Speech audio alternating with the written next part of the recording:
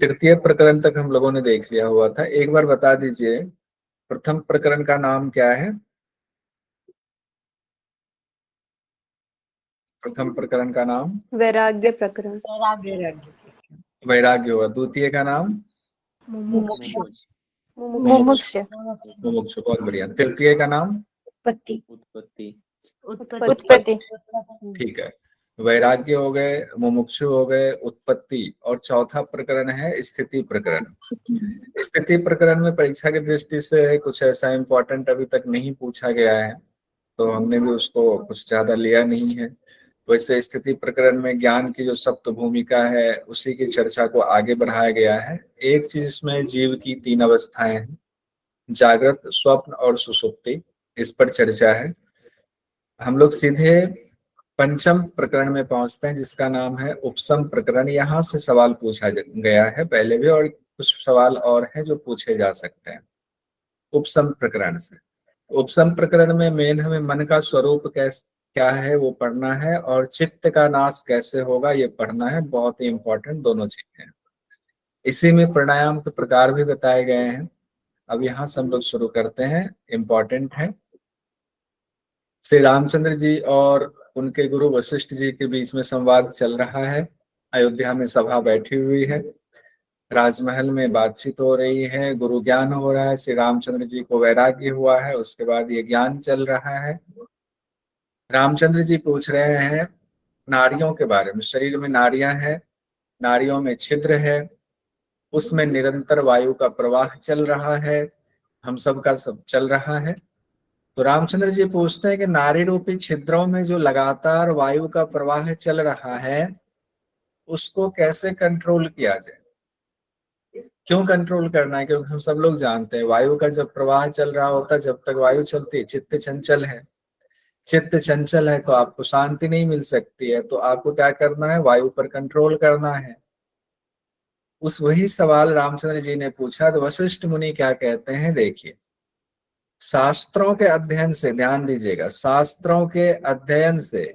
अब देखिए करना क्या? प्राणों का स्पंदन रोकना है, और शास्त्र अध्ययन की बात हो रही है, तो ये ध्यान दीजिए एग्जाम की दृष्टि से महत्वपूर्ण है।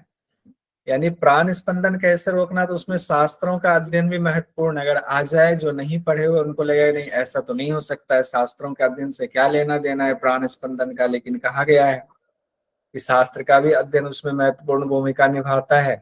सत्पुरुषों का संग भी महत्वपूर्ण भूमिका निभाता है, अच्छे पुरुषों का संग। वैराग्य और अभ्यास से, यानी अभ्यास वैराग्य कहें या वैराग्य अभ्यास कहें, अभ्यास वैराग्य से सांसारिक दृश्य पदार्थों में सत्ता का अभाव समझ लेने से, जो संसार में जो भी जितनी चीजें दिख रही हैं उसमें सत्ता का अभाव है, वो जड़ है, उसका अभाव समझ लेने पर और चिरकाल तक अपने इष्ट के ध्यान लगाने से परमात्म स्वरूप में जब वो स्थिति हो जाती है तब प्राणों का स्पंदन रुक जाता है, यानी प्राण निरुद्ध हो जाता है। अब ये इंपॉर्टेंट, आगे और भी बातें कही गई हैं, इतना एक बार फिर से देखिए, क्योंकि हो सकता है एग्जाम में ये पूछ दे, आपको लगेगा कि नहीं शास्त्रों का अध्ययन से कोई मतलब नहीं है, लेकिन है। प्राण स्पंदन कैसे रोकना है? शास्त्रों के अध्ययन से, सत्पुरुषों के संग से, वैराग्य और अभ्यास से। जितने दृश्य पदार्थ हैं उससे आपका असंग हो जाना, उसमें पता चल जाना कि सत्ता का अभाव है। फिर आप अपने इष्ट का ध्यान करते जाइए, चिरकाल तक जब आप अपने इष्ट का ध्यान करेंगे तो आपकी उन्हीं इष्ट में, उस परमात्मा में स्थिति हो जाएगी, तब प्राण का स्पंदन निरुद्ध हो जाएगा। उसके अलावे, ये तो पहले बात कही, उसके अलावे रेचक, पूरक और कुंभक, अब हम लोग इतना ही जानते थे अभी तक। इसमें एक चीज जो ऊपर बताएगी वो एक्स्ट्रा है।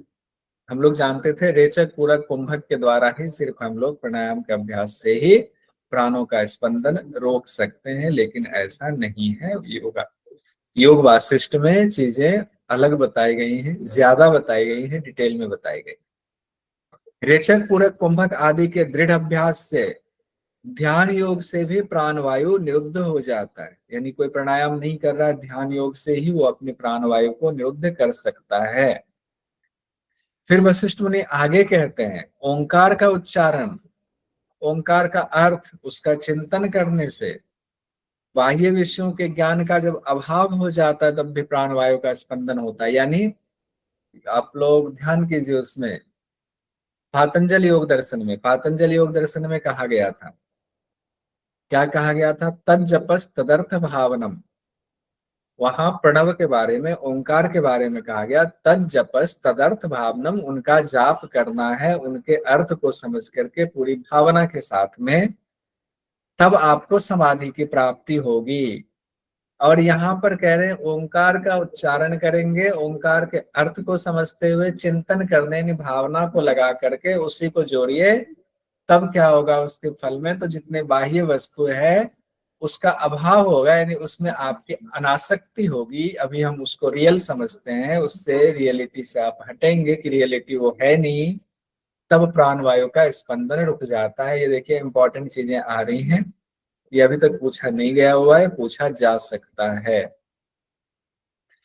अब रेचक पूरक कुंभक के बारे में, बाह्य कुंभक, आभ्यंतर कुंभक क्या है उसकी भी चर्चा दी हुई है। कौन सा हम लोग प्रकरण पढ़ रहे हैं? चौथा पांचवा कौन सा प्रकरण पढ़ रहे हैं? स्थिति के बाद उपशम। उपशम कौन सा प्रकरण है? पांचवा प्रकरण है। उपशम, उपशम का मतलब क्या होता है, कोई बताएंगे? उपशम का अर्थ क्या होता है? उपशम का मतलब होता है निवारण। मतलब निवारण। मेरा बुखार हुआ, वैद्य जी दवा दिया, उसको हम खा लिए, वो बीमारी चला गया, उसको बोलते हैं उपशम। उपशम, उपाय करना। किसका उपाय है? चित्त को रोकने का उपाय है। जो हमारी वृत्तियां लगी हुई संसार में, उसको योग में ये हुआ। अमित जी ने बताया रोग के बारे में, तो उन्होंने शाब्दिक अर्थ बताया, बहुत अच्छा समझाया। उपशम मतलब निवारण करना।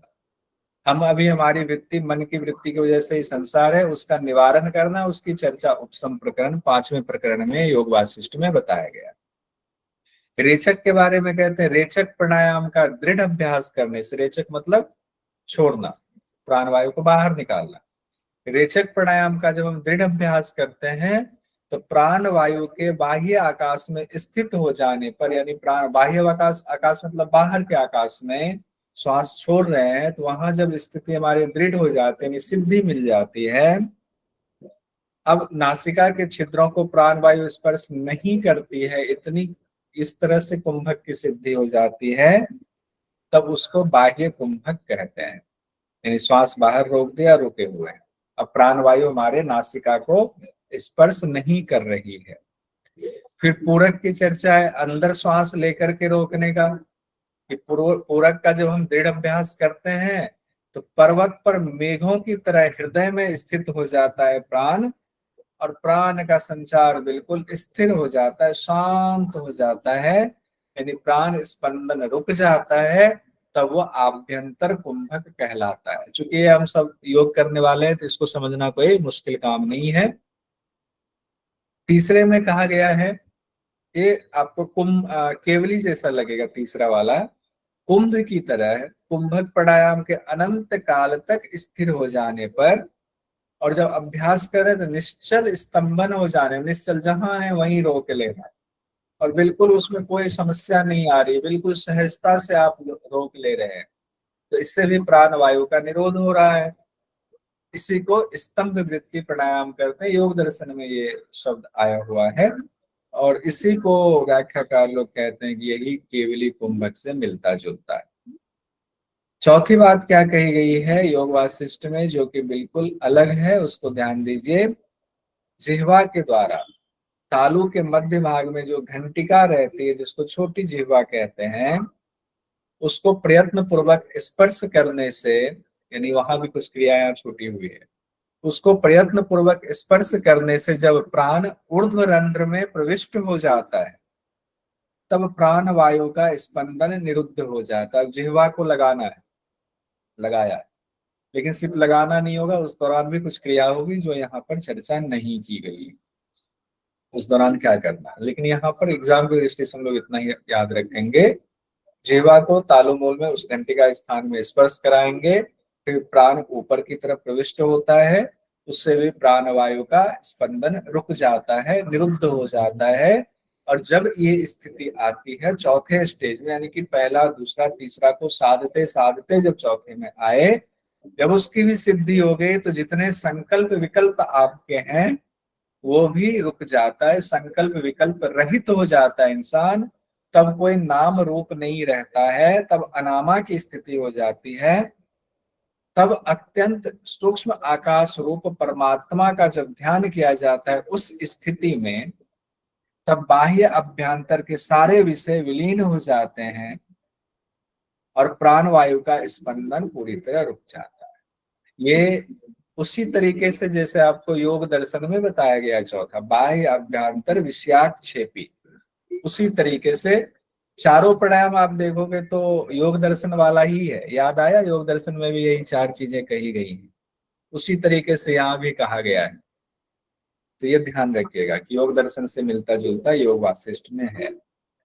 उपसम प्रकरण में ही हम लोग 5वां प्रकरण पढ़ रहे हैं योग वासिष्ठ में, उसी में योग ओंकार की 4 मात्राओं की चर्चा है। अकार, उकार, मकार और अर्धमात्रा की चर्चा इसी में है। विस्तृत व्याख्या है, उसको हमने यहाँ पर लिया नहीं है। इसी में जीवन मुक्त विदेह मुक्त पुरुषों की चर्चा भी की गई है। अब हम लोग जो इम्पोर्टेंट है उसको देखते हैं। चित्त के कारण बताए गए हैं। चित्त के 2 कारण और भी कई ग्रंथों में बताए गए हैं, वासना और प्राण स्पंद। यानी चित्त चंचल है तो क्यों है? डिजायर की वजह से, वासना की वजह से और प्राण स्पंदन की वजह से, यानी कि प्राण वायु चल रही है, पूरा रेचक जो अपने आप हो रहा है उसकी वजह से। तो चित्त के 2 कारण यहाँ भी योग वासिष्ठ में भी यही बताया गया।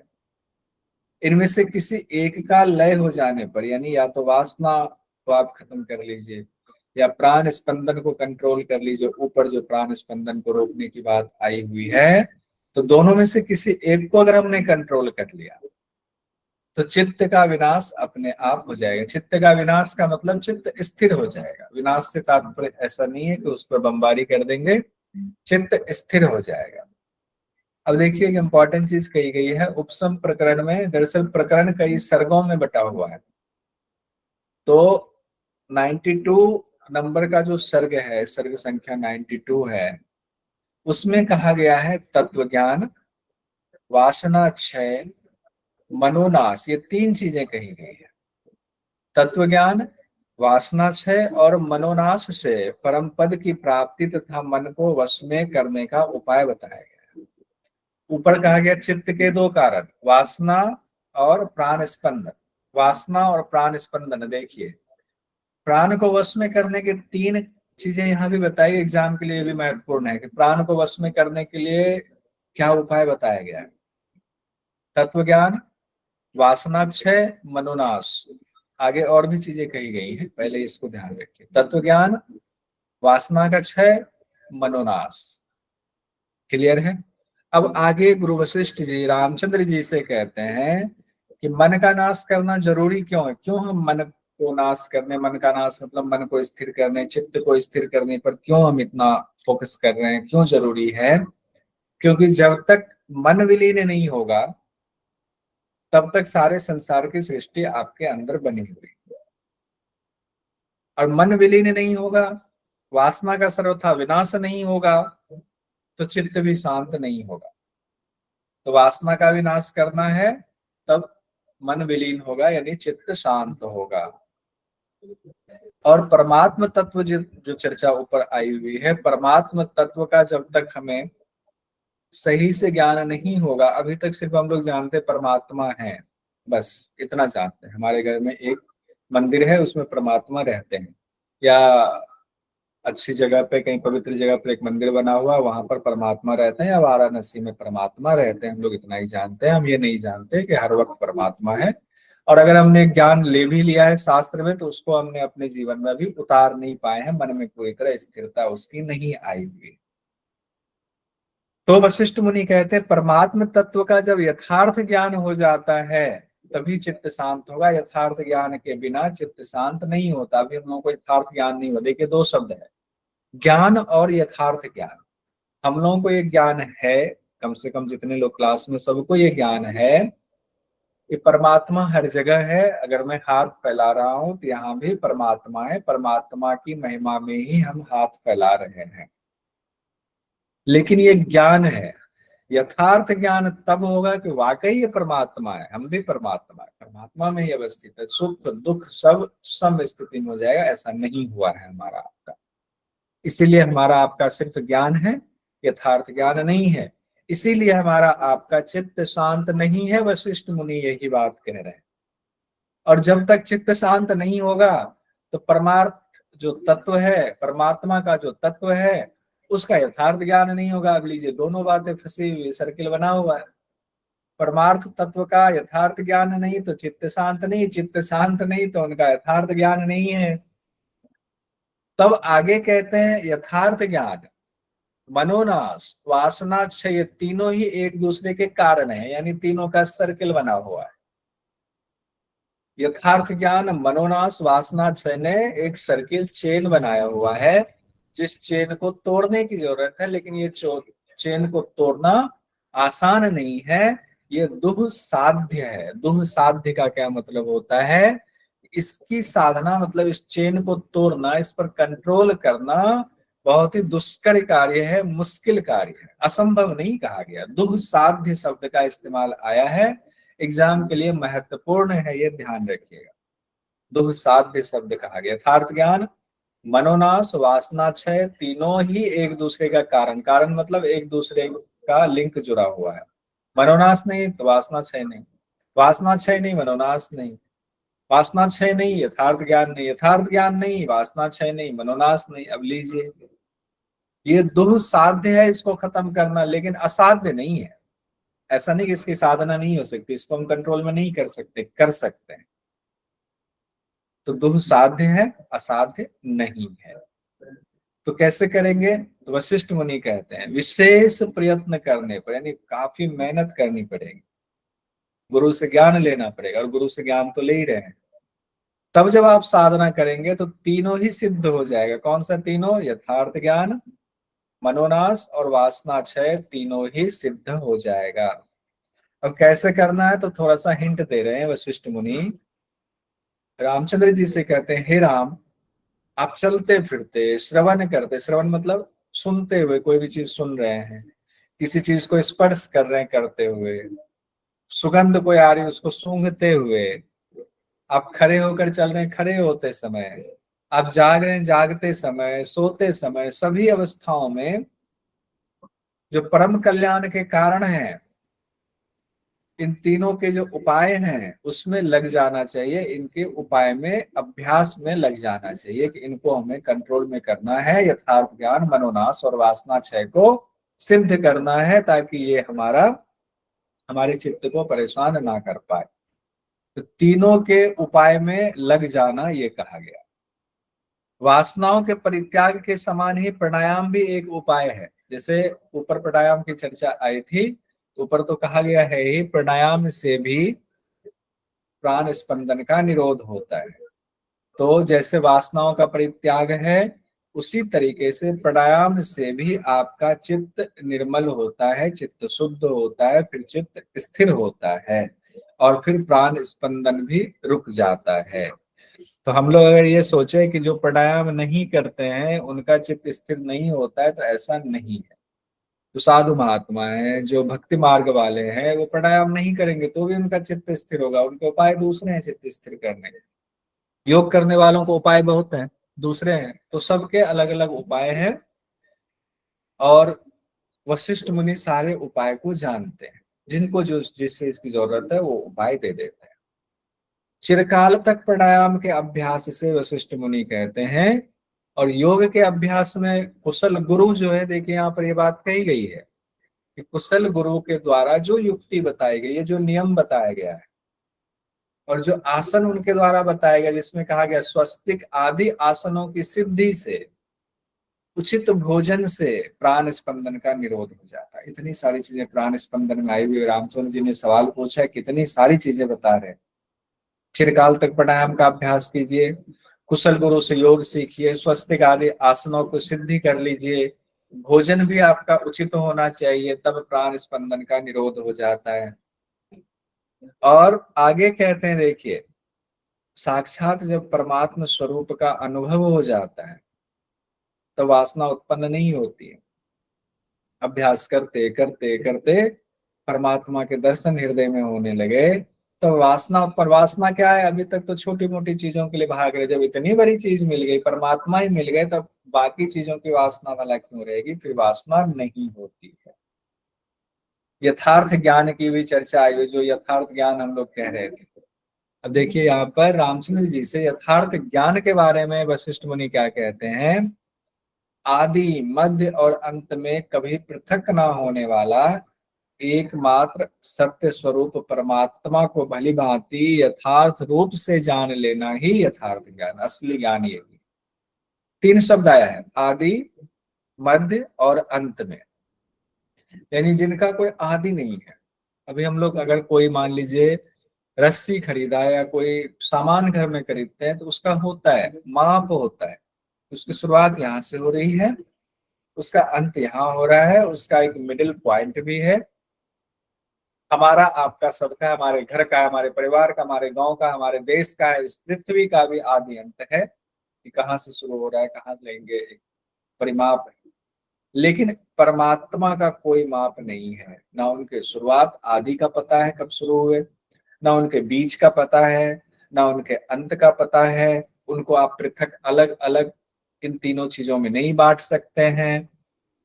वो एकमात्र सत्य स्वरूप ही है। जब उनको आप भली भांति जान जाते हैं, सिर्फ ज्ञान वाला नहीं, यथार्थ रूप से जान जाते हैं, तब वो ज्ञान माना जाएगा।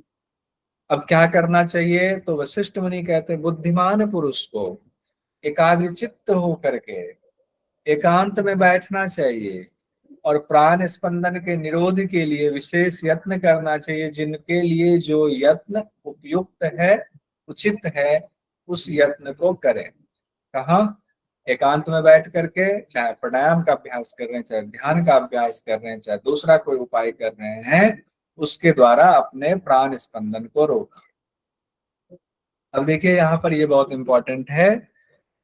वशिष्ठ मुनि कहते हैं, हे राम, चित्त पर विजय प्राप्त करने की 4 युक्ति बता रहा हूं। हो सकता है एग्जाम में आ जाए, एक तो ऐसे भी आ सकता है, पहले शायद आया हुआ भी है ये, कि चित्त पर विजय प्राप्त करने के 4 उपाय या 4 युक्ति, इस तरह से क्वेश्चन आ जाए, या दृढ़ उपाय से क्वेश्चन आ जाए।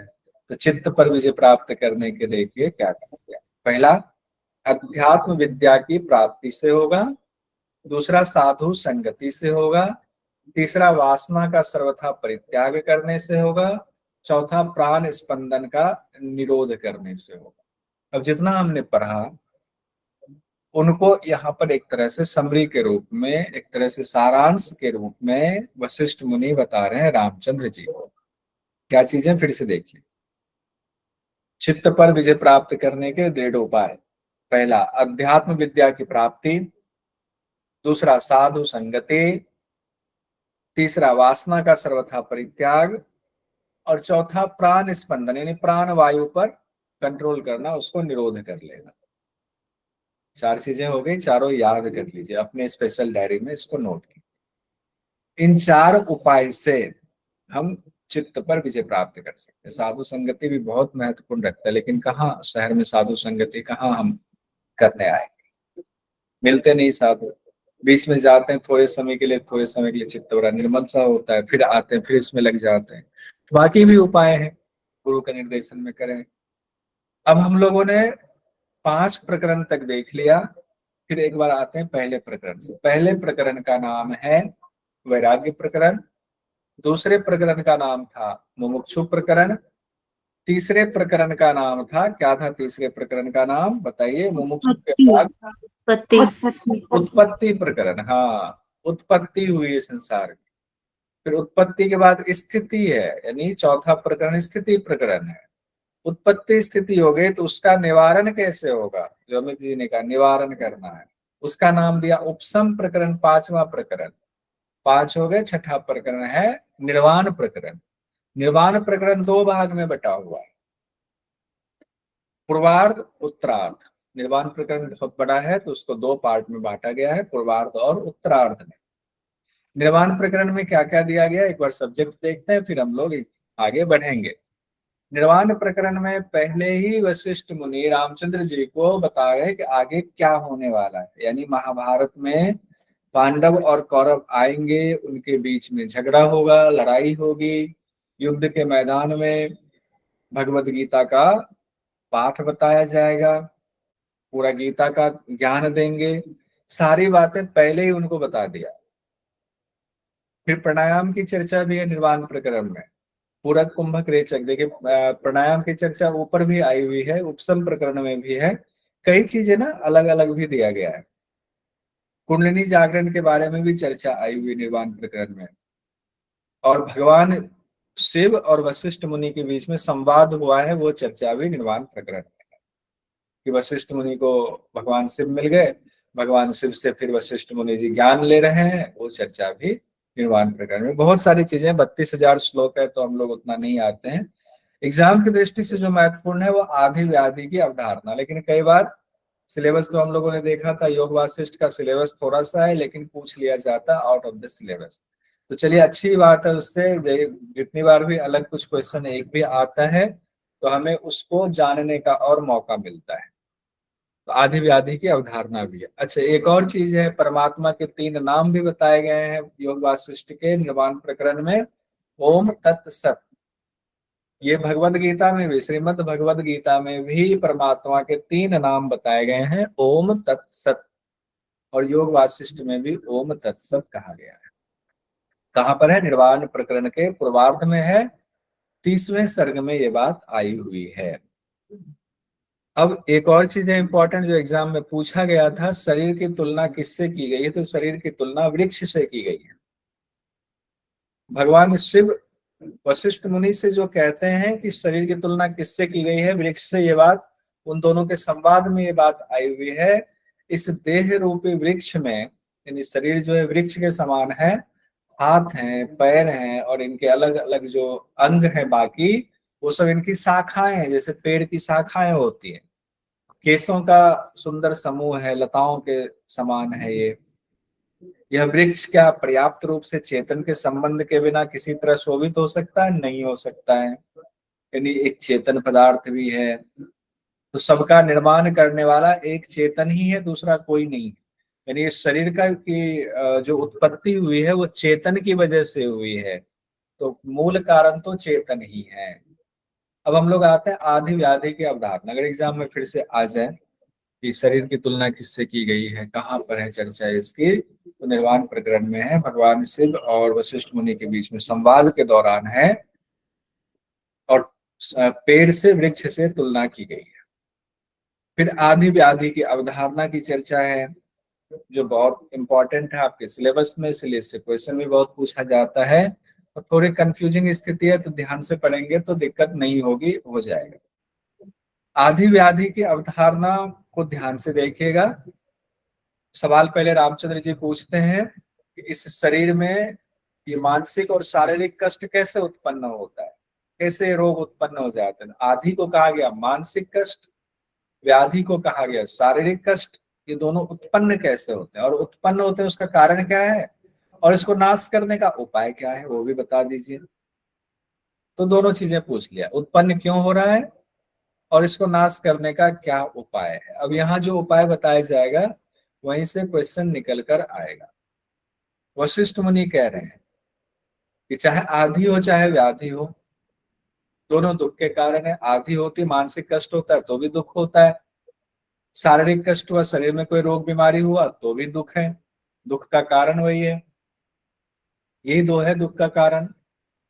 फिर हम क्या करते हैं, औषधि लेते हैं, नींद नहीं आ रही, बहुत तनाव है, तो हमने नींद की दवाई डॉक्टर ने दे दिया, नींद हमें आ गया, कुछ समय के लिए नींद आया, हमें मुक्ति मिली, कुछ समय के लिए निवृत्ति होती है आदि और व्याधि दोनों से, उस समय हमें सुख प्राप्त होता है, फिर से वो आदि व्याधि आ जाता है। फिर औषधि लेते हैं, फिर कुछ समय के लिए बस निवृत्ति होती है, उसने समय के लिए सुख प्राप्त होता है। लेकिन आदि व्याधि का कब तक औषधि लेते रहे, क्या कोई उपाय है जिससे कि इसका समूल नाश कर दिया जाए, आदि व्याधि आए ही ना। तो वशिष्ठ मुनि कहते हैं हाँ उपाय है। क्या उपाय है? तो ज्ञान के द्वारा इसका समूल नाश किया जा सकता है। वही ज्ञान मतलब यथार्थ ज्ञान जो ऊपर हम लोगों ने देखा था उस परमात्मा के बारे में, जिसमें 3 चीजें आई थी, आदि, मध्य और अंत से उसको पृथक नहीं किया जा सकता है। यहाँ से आदि, यहाँ से अंत। जब इसका ज्ञान हो जाता, उस परमात्मा का इस रूप में ज्ञान हो जाता, तो यथार्थ ज्ञान है। और जब ये यथार्थ ज्ञान हे राम तुमको हो जाएगा, तो आदि और व्याधि का समूल नाश हो जाएगा। रामचंद्र जी को हम सबके लिए बात कही जा रही है। और जब आदि व्याधि का नाश हो जाएगा यथार्थ ज्ञान से, तो वही मोक्ष की अवस्था होगी। ध्यान रखिए, मोक्ष की अवस्था में कहा गया कब? ज्ञान के द्वारा मोक्ष होगा। और ज्ञान से और क्या होगा? क्या होगा कि मोक्ष होगा? तो आदि व्याधि खत्म हो जाएगा। फिर कहते हैं आदि से व्याधि और व्याधि से आदि, दोनों का भी यहाँ भी कहा गया है कि दोनों का चक्र बना हुआ है।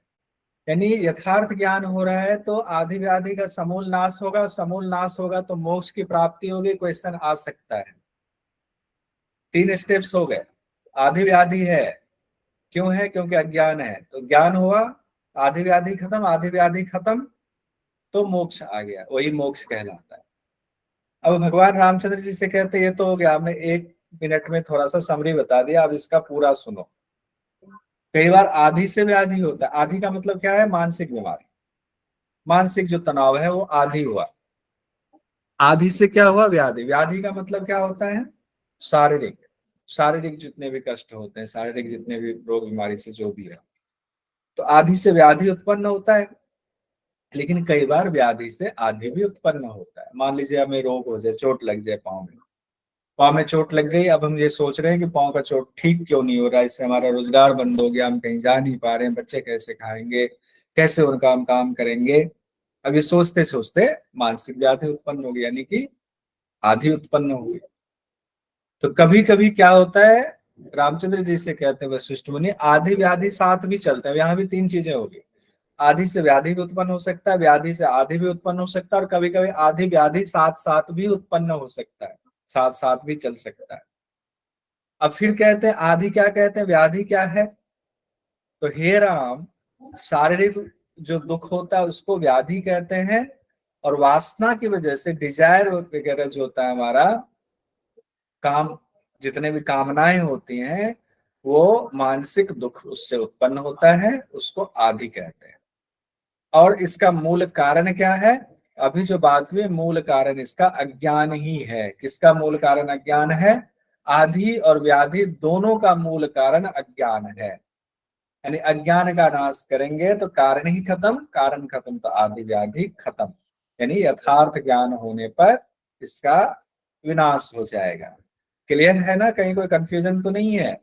क्योंकि अब आने वाला है, यहाँ से भी एग्जाम में क्वेश्चन आएगा कि आदि व्याधि की उत्पत्ति का जो कारण अज्ञान है, वो तो एक शब्द अज्ञान है, लेकिन वो काम कैसे कर रहा है वो अज्ञान हमारे अंदर, मानसिक और शारीरिक रूप पर, उसकी चर्चा है जो आपको समझना है अच्छे से, एग्जाम में आ सकता है, कंफ्यूजन होती। पहले आदि के बारे में कहा गया है, आदि कैसे आ रहा है? तो यथार्थ ज्ञान का अभाव है, इसलिए आदि की उत्पत्ति हो रही है। हमारे इंद्रिय जो है वो कंट्रोल में नहीं है, हमें राग द्वेष हो जा रहा है, फंस जा रहे हैं, हमें ये चीज प्राप्त हो गई है, दूसरे की जरूरत है, उससे हम तनाव में आ रहे हैं, इससे आदि उत्पन्न होती है। आदि मतलब मानसिक कष्ट। फिर से देखिए, यथार्थ ज्ञान के अभाव से, इंद्रिय के निग्रह के अभाव से, इंद्रिय निग्रह के अभाव से मतलब इंद्रिय कंट्रोल में नहीं होने से, राग द्वेष में हम फंस जाते हैं, उसकी वजह से ये प्राप्त हो गया, वो प्राप्त होना बाकी है, ऐसी चिंताओं की वजह से आदि उत्पन्न होते। आदि मतलब मानसिक रोग उत्पन्न होता है। ये तो सिंपल है, आदि वाला तो सिंपल है, इसको तो एग्जाम में आएगा तो आप टिक लगा दोगे। लेकिन व्याधि में जैसे आप पहुंचोगे कि व्याधि की उत्पत्ति का कारण क्या, वैसे ही आपको कंफ्यूजन शुरू हो जाएगी। यहाँ कंफ्यूजन को दूर करना है। देखिए शुरुआत में क्या बात कही जा रही है, प्रबल इच्छा के पुनः पुनः स्फुरित होने से। अब ये कहेंगे तो आदि जैसा लग रहा है, लेकिन व्याधि में कहा गया है प्रबल इच्छा के बार बार स्फुरित होने, स्फुरित मतलब उठने से, हमारी अपनी मूर्खता से चित्त पर हम कंट्रोल नहीं कर पाते, चित्त के नहीं जीतने से। अब फिर उसके बाद आया हुआ है दुष्ट अन्न के खाने से। दुष्ट अन्न मतलब जो अन्न कुपथ्य होता है, पाचन में दिक्कत हो, जो अन्न आपको नुकसान पहुंचाए, ऐसे अन्न के खाने से। एक और बात कही गई, शमशान आदि जो निकृष्ट जगह है उसमें निवास करने से शरीर में व्याधि उत्पन्न होती है। शरीर में व्याधि का और भी बताया हुआ है, इतना पहले देख लीजिए, फिर से देखते हैं। प्रबल इच्छा के पुनः पुनः उठने से, हमारी मूर्खता से, चित्त के नहीं जीतने से, दुष्ट अन्न यानी खराब अन्न खाने से, शमशान आदि जो निकृष्ट जगह है, स्थान है, उसमें निवास करने से शरीर में व्याधि उत्पन्न होती है। ये व्याधि वाली बात हो गई, जो इसमें कि आधि से भी मिलता जुलता कुछ है। थोड़ा सा आप टेबल बना लेंगे, नोट्स बना लेंगे, दिक्कत नहीं होगी। और देखिए क्या कहा गया, अर्धरात्रि में प्रदोष काल में भोजन करने से, मैथुन आदि व्यवहार से, दुष्कर्म से, दुर्जनों की संगति से, सांप काट लिया, विष का प्रभाव हो गया, व्याघ्र आदि ने आपको हमला कर दिया, चोर आदि का मन में भय होने लगा कि अभी हमला, जंगल से जा रहे हैं, बाघ ना आ जाए, सिंह ना आ जाए, हाथी ना आ जाए। ये जब मन में डर होता है तो उससे भी शरीर में कष्ट उत्पन्न होना शुरू हो जाता है, उससे भी रोग होना शुरू हो जाता है। तो रोग की कई चीजें कही गई है, ध्यान रखिए, सारे शब्द बस दिमाग में बिठा लीजिए। अर्धरात्रि में प्रदोष काल में भोजन करने से, नहीं गलत समय पर भोजन करने से, मैथुन आदि व्यवहार से, दुष्कर्म वाला हमारा व्यवहार है उससे, दुर्जनों की संगति अगर हो जाए उससे, विष का प्रभाव हो, सर्प व्याघ्र चोर आदि का जब डर बना रहता है उससे भी व्याधि उत्पन्न होती है। ये इसलिए इम्पोर्टेंट है क्योंकि जनरली हम व्याधि में इतनी सारी चीजें नहीं जानते। हम जानते हैं वात पित्त कफ का बैलेंस बिगड़ जाए, सप्त धातु में बैलेंस बिगड़ जाए, तो हम सोचते हैं कि नहीं, हमारा आयुर्वेद के हिसाब से हम सोच लेते हैं, उतना तो हमें पता होता है। लेकिन योग वासिष्ठ में थोड़ी सी अलग चीजें कही। और आगे क्या कहा गया, इससे पहले क्या कहा गया था, सब अज्ञान की वजह से है, और अज्ञान का नाश हो गया तो आदि व्याधि का भी नाश हो। अब भगवान रामचंद्र जी पूछते हैं, ठीक है आपने आदि और व्याधि को अलग अलग तो बता दिया कि आदि इससे उत्पन्न हो रहा है, व्याधि ऐसे उत्पन्न हो रहा है, लेकिन आदि से व्याधि कैसे उत्पन्न हो रहा है, दोनों का कनेक्शन क्या है आदि और व्याधि का? तो वशिष्ठ मुनि कहते हैं, अब ध्यान से सुनो, वशिष्ठ मुनि रामचंद्र जी से कहते हैं और एग्जाम के लिए बहुत महत्वपूर्ण है। चित्त के व्याकुल होने पर, शरीर में क्षोभ उत्पन्न होने पर मनुष्य कुमार्ग पर चलता है। चित्त व्याकुल हुआ, शरीर में क्षोभ उत्पन्न हुआ, मनुष्य कुमार्ग पर चलता है, और कुमार्ग पर चलता है तो प्राणवायु विषम बहने लगता है। प्राणवायु सम अवस्था में होनी चाहिए, उस सम अवस्था में ना होकर के उसमें विषमता आ जाती। विषमता मतलब बैलेंस बिगड़ जाता है प्राणवायु का। फिर वात पित्त कफ, देखिए यहाँ पर दो चीजें वैसे कही गई, कफ पित्त से नाड़ियां विषम हो जाती हैं, वात नहीं कहा गया। कफ और पित्त से नाड़ियां विषम हो जाती हैं। जब कफ पित्त से नाड़ियां विषम होंगी तो प्राणवायु के संचार का क्रम बिगड़ता है। प्राणवायु के संचार का क्रम बिगड़ेगा तो आपके अंदर भोजन ठीक से नहीं पचेगा। कुजीर्ण और अजीर्ण की बात कही गई, कुजीर्ण भी होगा, अजीर्ण भी होगा, खाना नहीं पचेगा। तो इस तरह आदि से व्याधि उत्पन्न होती है। एक बार फिर से देखिए,